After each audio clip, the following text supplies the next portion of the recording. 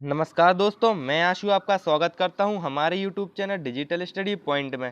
तो दोस्तों, आज के हम अपनी इस वीडियो में दोस्तों जो कि हमारा लेक्चर नंबर 4 है पॉलिटी का। किसका दोस्तों? पॉलिटी का लेक्चर नंबर 4 है। इसमें हमें क्या डिस्कस करना है? डीपीएसपी अर्थात directive principle of state policy. दोस्तों, राज्य के नीति निर्देशक तत्व को हमें डिस्कस करना है। इसके पहले जो हम 3 पार्ट दोस्तों डिस्कस कर चुके हैं पॉलिटी के, जो डिटेल में चल रही है दोस्तों। सबसे पहले जो हमने डिस्कस किया था फर्स्ट लेक्चर में दोस्तों, हिस्टोरिकल बैकग्राउंड डिस्कस किया था, जिसमें हमने जो जितने भी रेगुलर एक्ट के आए हैं दोस्तों उसको डिस्कस किया, जितने भी एक्ट। सेकंड पार्ट में हमने क्या डिस्कस किया? पार्ट को डिस्कस किया दोस्तों, part first second third important articles और शेड्यूल्स को। उसके बाद दोस्तों थर्ड में हमने फंडामेंटल राइट को डिस्कस किया, फंडामेंटल राइट्स अर्थात जो कि पार्ट थर्ड है। और इसमें हम दोस्तों यह किस पार्ट में आते हैं? डीपीएसपी पार्ट फोर्थ में आते हैं, जिसको हमने आईआरएस कॉन्स्टिट्यूशन से लिया है।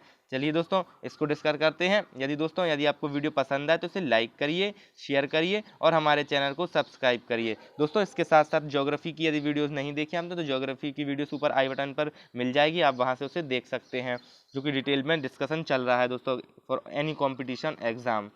चलिए आगे बढ़ते हैं दोस्तों। राज्य के नीति निर्देशक सिद्धांत की बात करें तो यह कब कितने अनुच्छेद में है दोस्तों? अनुच्छेद नंबर 36 से 51 में दिए हुए हैं। और किस भाग में है? तो भाग नंबर 4 में है। भारतीय संविधान का भाग 4 हमारी राज्य के नीति निर्देशक दोस्तों क्या है?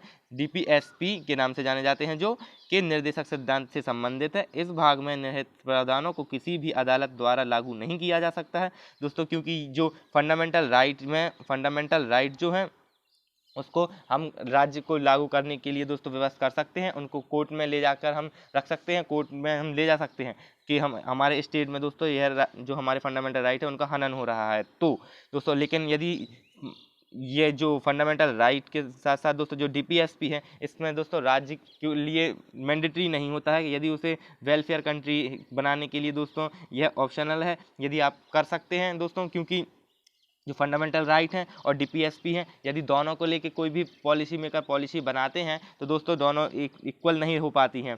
यदि फंडामेंटल राइट पे ध्यान दिया जाता है तो डीपीएसपी कहीं ना कहीं दोस्तों इफेक्ट हो जाते हैं। यदि डीपीएसपी को देख के किया जाता है तो फंडामेंटल राइट इंसानों के एक्सप्लॉइट हो जाते हैं। इसलिए दोस्तों क्या किया जाए, इसके लिए जो छूट है, क्योंकि जो संविधान बनाया गया था तो इसके लिए छूट दी गई थी कि इसके लिए न्यायालय में नहीं जाया जा सकता है राज्य के खिलाफ। तो दोस्तों और यदि बात करें कि कानून बनाने के लिए सिद्धांत को लागू करना राज्य का कर्तव्य है दोस्तों, कर्तव्य है राज्य का। पर चलिए आगे बढ़ते हैं। राज्य के नीति निर्देशक सिद्धांत की अवधारणा आर्य संविधान से उधार ली गई है दोस्तों। कहाँ से? आर्य संविधान से ली गई है। हमने पहले ही बताया था कि राज्य के नीति निर्देशक तत्व है दोस्तों यह कहाँ से लिए गए हैं? आर्य संविधान। और जो फंडामेंटल राइट है वो कहाँ से लिए गए थे? यूएसए के संविधान से। जबकि अधिकांश मौलिक अधिकार राज्य पर नकारात्मक दायित्व, डीपीएसपी राज्य के सकारात्मक दायित्व है दोस्तों। किस प्रकार से? जो राज्य के लिए, यदि राज्य के पर्सपेक्टिव से देखा जाए कि राज्य के लिए दोस्तों तो क्या है, तो फंडामेंटल जो राइट होते हैं वह फंडामेंटल राइट राज्य के लिए दोस्तों नकारात्मक प्रभाव किस प्रकार से डालते हैं? क्योंकि वह करना ही पड़ते हैं, और यदि करना ही पड़ेगा और यदि नहीं करते हैं तो हम कोर्ट तक जा सकते हैं। तो इसलिए दोस्तों राज्य पर नकारात्मक प्रभाव डालते हैं क्या? मौलिक अधिकार। परंतु राज्य पर सकारात्मक प्रभाव क्या डालते हैं? डीपीएसपी, क्योंकि इसके लिए राज्य पर दोस्तों वर्डन नहीं होता है कि इसको हमें लागू करना ही है। वेलफेयर यदि स्टेट बनाना है, वेलफेयर स्टेट कल्याणकारी राज्य के लिए आप कर्तव्य को यूज कर सकते हैं। ये आगे बढ़ते हैं। डीपीएसपी की विभिन्न श्रेणियां, समाजवादी सिद्धांत दोस्तों। अब हमारे एक एक करके दोस्तों जो 3 मेजर सिद्धांत पर डीपीएसपी स्थापित है, मतलब डीपीएसपी जो जो सिद्धांत है डीपीएसपी के सिद्धांत पर आधारित है दोस्तों। 3 सिद्धांत पर आधारित है। समाजवादी सबसे पहले, सेकंड है दोस्तों गांधीवादी और थर्ड है उदारवादी। तीनों को डिस्कशन करते हैं जिन दोस्तों इन्हीं 3 के बाद आपको आगे समझ में आ जाएगा कि जो 36 से 51 तक हैं वह किस प्रकार पर हैं, किस प्रकार से आधारित हैं एक दूसरे से। और इन्हीं दोस्तों इन्हीं 3 सिद्धांतों में से ही आपको सारे के सारे वह आर्टिकल मिल जाएंगे। परंतु दोस्तों अब याद रखिए आर्टिकल आपको 31 से 36 तक हैं डीपीएसपी, यह बस याद करना है। यह याद नहीं करना है कि 36 में क्या है, 37 में क्या है, 38 में क्या है, इस प्रकार से आपको याद नहीं करना है। चलिए अभी हम पहले सिद्धांत डिस्कस करते हैं। सबसे पहला दोस्तों सोशलिस्ट अर्थात जो समाजवादी सिद्धांत है, उसमें क्या दिया गया है? सभी नागरिकों के लिए आजीविका का पर्याप्त साधन दोस्तों, जॉब के लिए अर्थात सभी के लिए समान साधन हो, सिटीजन्स के लिए। सेकंड, सभी वर्गों के बीच धन और भौतिक संसाधनों का उचित वितरण और कुछ ही हाथों में धन ना रहे। एक मतलब दोस्तों कि हर एक इंसान के पास दोस्तों उचित धन हो उचित संसाधन हो अपनी जीवन यापन करने के लिए। ऐसा ना हो कि किसी एक के पास पैसा बहुत सारा हो जाए और किसी के पास ना हो, जैसे कि अभी। लेकिन परंतु दोस्तों अब अपने पास अब ऐसा नहीं रह गया है, क्योंकि अब समाजवादी है। परंतु दोस्तों अभी के टाइम पे अभी देखा जाए दोस्तों, तो किसी के पास, जिसके पास धन है, जिसके पास पैसा है, उसके पास पैसा आता जा रहा है, और जो गरीब है वह गरीब ही होता जा रहा है दोस्तों। थर्ड है पुरुषों और महिलाओं के लिए समान काम के लिए समान वेतन दोस्तों। परंतु ऐसा अभी अपने यहाँ नहीं होता है। पुरुषों के लिए तो ज़्यादा दिया जाता है, परंतु महिलाओं के लिए कम दिया जाता है। पर यहाँ पर दिया गया है कि पुरुषों और महिलाओं के लिए काम के लिए समान वेतन देना चाहिए। काम और मातृत्व राहत की सिर्फ और मानवीय स्थितियों को सुरक्षित करने के लिए दोस्तों, जो महिलाओं के लिए मातृत्व अवकाश दिया जाता है, हालांकि अब वह बढ़ गया है, लगभग 26 सप्ताह की मातृत्व अवकाश कर दिया गया है, मातृत्व अवकाश। चलिए आगे बढ़ते हैं।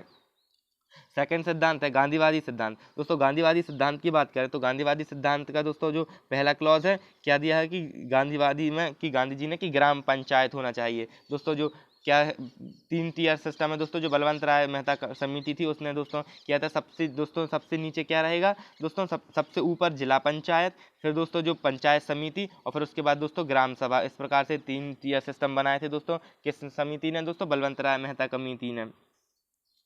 चलिए दोस्तों आगे बढ़ते हैं। ग्रामीण क्षेत्रों में व्यक्तिगत या सहकारी आधार पर कुटीर उद्योग को बढ़ावा देना दोस्तों, जो छोटे कुटीर उद्योग हैं उनको बढ़ावा देना। शैक्षणिक और आर्थिक हितों पर दोस्तों अनुसूचित जाति और अनुसूचित जनजातियों की सुरक्षा संवहन करना।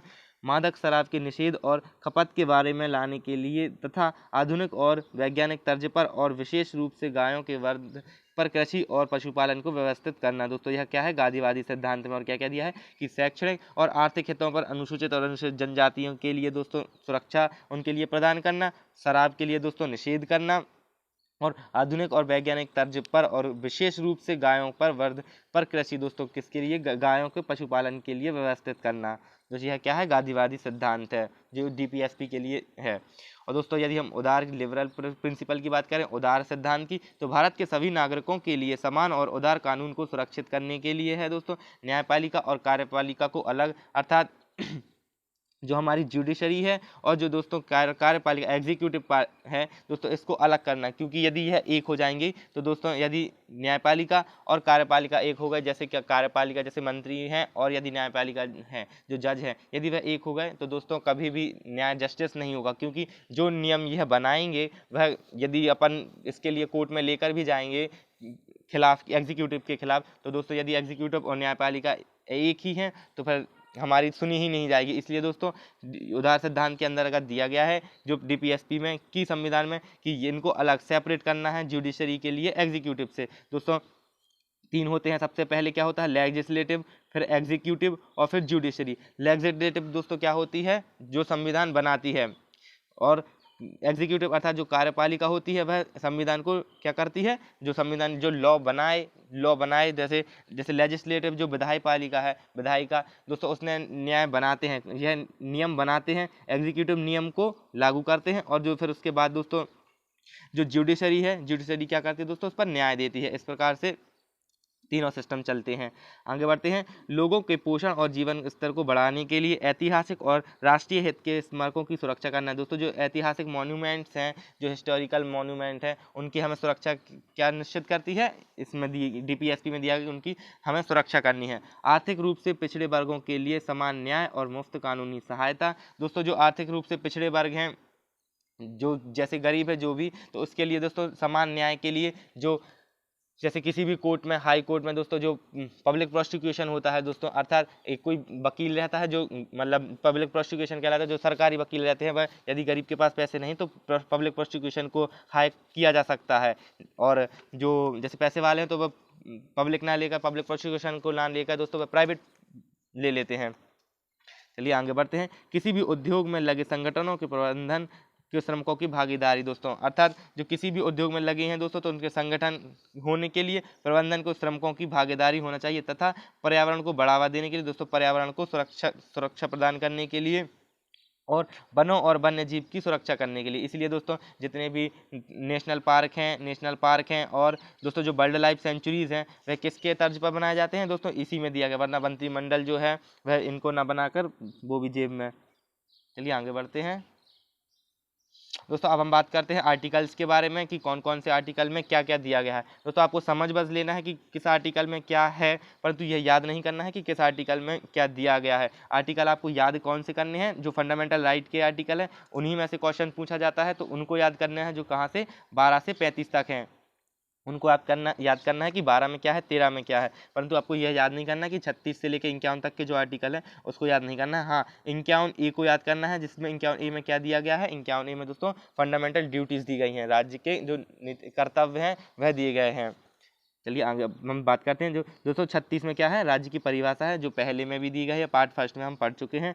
37 में दोस्तों इस भाग में शामिल किए गए सिद्धांत का आवेदन है। क्या क्या है दोस्तों, इस भाग में निहित प्रावधानों को किसी भी अदालत द्वारा लागू नहीं किया जाएगा, दोस्तों यह दिया गया है इसमें। लेकिन जिन सिद्धांतों को निर्धारित किया गया है वे देश के शासन में फिर भी मौलिक हैं और कानून बनाने के लिए इन सिद्धांत को लागू करना राज्य का कर्तव्य है। दोस्तों 38वें में बात करें, 38 में लोगों के स्वागत के अवसर के लिए एक सामाजिक आदेश का पता लगाने के लिए है। दोस्तों क्या है दोस्तों, सामाजिक आदेश का पता लगाने के लिए। आगे बढ़ते हैं दोस्तों। 39वां दोस्तों इंपॉर्टेंट है। 39वें की बात करें, यह बहुत ही महत्वपूर्ण लेख है जिसमें कई निर्देश हैं दोस्तों, इसमें कई निर्देश हैं जो भारत के कल्याणकारी दोस्तों वेलफेयर अर्थात कल्याणकारी राज्य के रूप में जाने जाते हैं। यह राज्य को निम्नलिखित सुरक्षा प्रदान करने के लिए है दोस्तों, क्या क्या, पुरुषों और महिलाओं दोनों के लिए नागरिकों की आजीविका पर्याप्त साधन दोस्तों, अर्थात जीवन जीने के लिए दोस्तों, लाइवलीहुड सिटीजन के लिए दोस्तों क्या होना चाहिए, पर्याप्त संसाधन होने चाहिए। समुदाय में भौतिक संसाधन का नियंत्रण और स्वामित्व इस तरह से वितरित किया जाना चाहिए कि यह आम अच्छा कार्य कर सके दोस्तों। कैसे, समुदाय के भौतिक संसाधन दोस्तों, जो फिजिकल संसाधन है का नियंत्रण और स्वामित्व इस तरह से वितरित किया जाना चाहिए कि आम अच्छा कार्य कर सके दोस्तों, आम लोगों के पास पर्याप्त रूप से पहुंच सके। आर्थिक प्रणाली के संसाधन दोस्तों, आर्थिक प्रणाली के जो संचालन के धन की एकाग्रता और उत्पादन के संबंध में सामान्यतः अवरोध नहीं है दोस्तों। पुरुषों और महिलाओं दोनों के लिए समान काम के लिए समान वेतन देना चाहिए, यह इसमें दिया गया है, जो कि हम दोस्तों किसमें, हम अपने सोशलिस्ट जो सिद्धांत है, प्रिंसिपल, हम उसमें भी देख चुके हैं। चलिए आगे बढ़ते हैं दोस्तों। और बच्चों को एक स्वस्थ तरीके से विकसित होने के लिए अवसर और सुविधाएं दी जानी चाहिए, जिसमें बचपन और युवाओं के शोषण और नैतिक और भौतिक परित्याग दोस्तों, जिसको किस में जोड़ा गया था, 42वें संशोधन के द्वारा इसको जोड़ा गया था। किस संशोधन के द्वारा, 42वें संशोधन 1976 के द्वारा जोड़ा गया था। और क्या जोड़ा गया था कि बच्चों को एक स्वस्थ तरीके से विकसित होने के लिए अवसर और सुविधाएं दी जानी चाहिए और उनमें उनके बचपन और युवाओं के शोषण और नैतिक और भौतिक परित्याग दोस्तों, इसी के द्वारा जो मिड डे मील स्कीम है दोस्तों, जो सरकारी गवर्नमेंट स्कूल में जो मध्याह्न भोजन की जो सुविधा है वह इसी के कारण दी गई थी।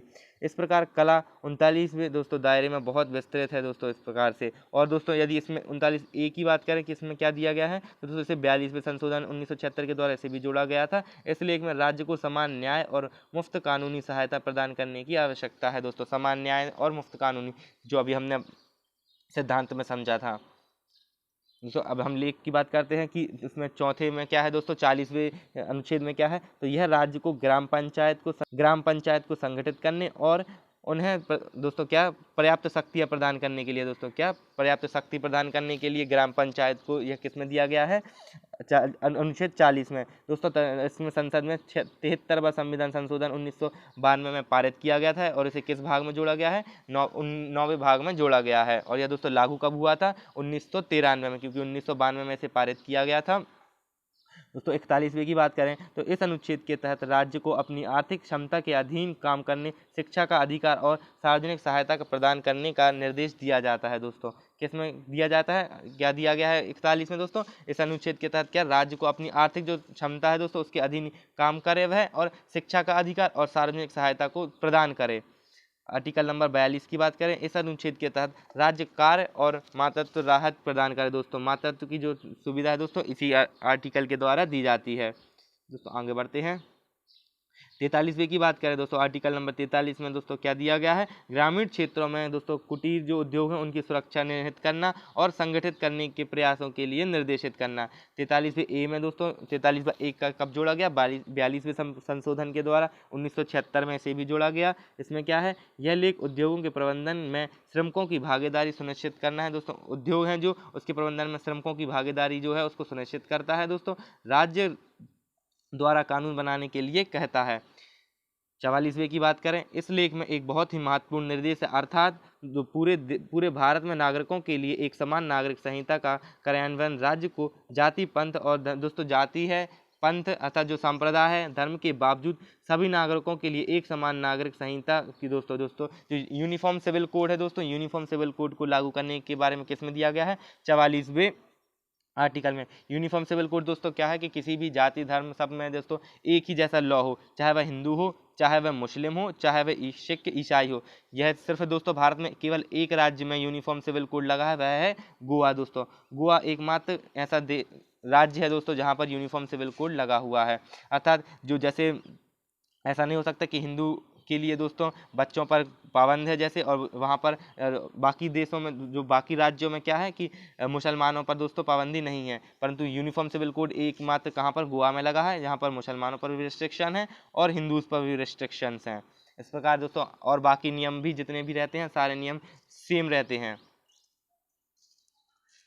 अनुच्छेद नंबर दोस्तों 45 की बात करें तो यह 14 वर्ष की आयु तक के बच्चों के लिए मुफ्त में अनिवार्य शिक्षा प्रदान करना है दोस्तों। जिस प्रकार इसको किस में दोस्तों आर्टिकल नंबर 21A में जैसे जोड़ा गया है कि 6 से लेकर 14 वर्ष तक के बच्चों के लिए मुफ्त में जो एजुकेशन प्राप्त करना है, जो RT है दोस्तों, राइट टू एजुकेशन है दोस्तों, उसको इसमें जोड़ा गया था। और यह किस में दिया गया, 45 में भी दिया गया है, जिसे 2002 के संशोधन के द्वारा जोड़ा गया था। 14 साल की उम्र के सभी बच्चों के लिए शिक्षा प्रदान करना। 46वीं की बात करें कि 46 में क्या है, तो यह लेख SC ST और अन्य कमजोर वर्गों के शैक्षणिक और आर्थिक हितों की रक्षा करने के लिए है दोस्तों। किसके लिए, आर्थिक जो हित हैं उनके लिए रक्षा, SC ST और अन्य कमजोर वर्गों के लिए। इस लेख के अनुसार कई शैक्षणिक सुविधाओं को सुप्रीम कोर्ट तक भी बढ़ाया जा सकता है। SC ST दोस्तों SC ST तक बढ़ाया जा सकता है। ये आगे बढ़ते हैं। 47वें की बात करें, पोषण के स्तर और जीवन स्तर को बढ़ावा, सार्वजनिक स्वास्थ्य सुरक्षा के लिए इस लेख के द्वारा राज्य को निर्देशित किया जाता है कि इसमें शराब और नशीली दवाओं को निषेध किया दोस्तों। इसमें यह दिया गया है कि शराब और नशीली दवा हैं दोस्तों, उनके स्वास्थ्य जो पोषण के लिए है दोस्तों, इसके लिए इनको निषेध किया जा सकता है। किसके द्वारा, 47 के द्वारा। जीवन स्तर को बढ़ावा देने के लिए, सार्वजनिक स्वास्थ्य को बढ़ावा देने के लिए। 48 में दोस्तों, कृषि और पशुपालन का संगठन किया जाए। इस अनुच्छेद के तहत राज्यों को आधुनिक और वैज्ञानिक तर्ज पर कृषि और पशुपालन का आयोजन करना। इसमें गाय, बछड़े और अन्य जो दोस्तों दुधाधारी पशु हैं जो दूध देते हैं उनको मारने और मवेशियों को मारने पर भी प्रतिबंध किया गया है। किसके अनुसार, 48वें के अनुसार दोस्तों। 48A में क्या दिया गया है, 42वें संविधान संशोधन 1973 के द्वारा जोड़ा गया था इसे। यह लेख पर्यावरण, वन और वन्य जीवन की रक्षा और सुरक्षा राज्य कार्य पर संलग्न है। पर्यावरण, वन और वन्य जीवन की रक्षा से संबंधित कई अधिनियम बनाए जाते हैं दोस्तों। जितने भी नियम बनाए जाते हैं किसके द्वारा, 48A के द्वारा बनाए जाते हैं। National park, wild life sanctuary के संरक्षण के लिए जितने भी जानवर हैं हमारे जैसे नेशनल पार्क में संरक्षित किए जाते हैं, कंजर्व किए जाते हैं। ये आगे बढ़ते हैं।